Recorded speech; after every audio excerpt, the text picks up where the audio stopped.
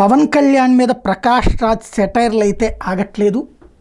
తను అర్థం చేసుకుంటాడో లేదో తెలియదు, కానీ కొత్తగా ఏదైతే కొత్త భక్తుడికి పంగనామాలు ఎక్కువ కదా, ఇక చాలు ప్రజల కోసం చేయవలసిన పనులు చూడండి, enough is enough, now will you please focus on what is important to the citizens అంటూ జస్ట్ ఆస్కింగ్ అంటూ ఒక ట్వీట్ చేసుకొచ్చారు. ఏదైతే పవన్ కళ్యాణ్ ఉద్దేశించి ఇక్కడే ఆయన ఆలోచించుకోవాల్సింది ఒకటి, సరే హిందూ ధర్మం గురించి వాటి గురించి మాట్లాడినప్పుడు అయితే నేనైనా మాట్లాడతాను, పవన్ కళ్యాణ్ గురించి మాట్లాడినప్పుడు పవన్ కళ్యాణ్ అభిమానులు మాట్లాడతారు.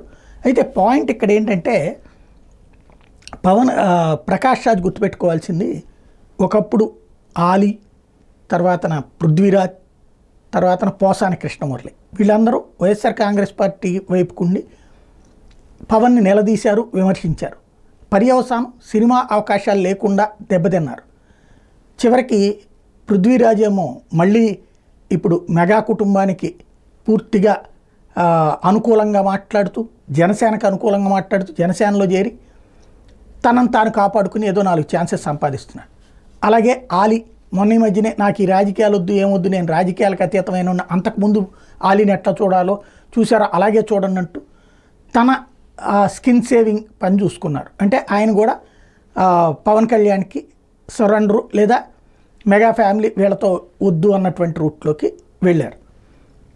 పోసాని కృష్ణమురళి ఇంకా ఏం తేల్చుకోక అవకాశాలు లేకుండా ఇబ్బంది పడుతున్నటువంటి పరిస్థితి. ఇప్పుడు ప్రకాష్ రాజ్ ఇక తెలుగులో అవకాశాలు కోల్పోతారేమో ఆలోచించుకోవాలి. ఎందుకంటే ఒక పక్కన మెగా, ఇంకో పక్కన నందమూరి, ఈ 2 కుటుంబాలే ఇప్పుడు ప్రస్తుతం శాసిస్తున్నాయి సినిమా రంగాన్ని, తెలుగు సినిమా రంగంలో. ఈ 2 కుటుంబాలతో కూడినటువంటిదే ఇప్పుడు ఉన్నటువంటి ఎన్డీఏ ప్రభుత్వం, తెలుగుదేశం, జనసేన, భారతీయ జనతా పార్టీ కూడా ఉందనుకోండి. ఇప్పుడు వీళ్ళు గనక కోపం వచ్చిందంటే దెబ్బ అవుతుంది. అలాగని చెప్పేసి నేనేం బెదిరించట్లేదు ప్రకాష్ రాజ్ గారిని, కానీ ఎదిరించాలి అనుకున్నప్పుడు ఎదురయ్యే పర్యవసానాన్ని తట్టుకోలేక మిగతా వాళ్ళు ఎదర్ సరెండర్ ఆర్ లాస్ అవుతున్నటువంటి దశలో ప్రకాష్ రాజ్ భవితవ్యం ఎలా ఉంటుంది. అట్లాగనే ఆయనకేం అవకాశాలు లేకేం కదా, అన్ని భాషల్లో సినిమాలు వస్తున్నాయి కాబట్టి ప్రాబ్లం ఏం లేదు. కాబట్టి తెలుగు సినిమా ఇండస్ట్రీలో ఈ వ్యవహారాల్లో ఇన్వాల్వ్ కావడం అవసరమా అనేది ఆలోచించుకుంటే బెటర్.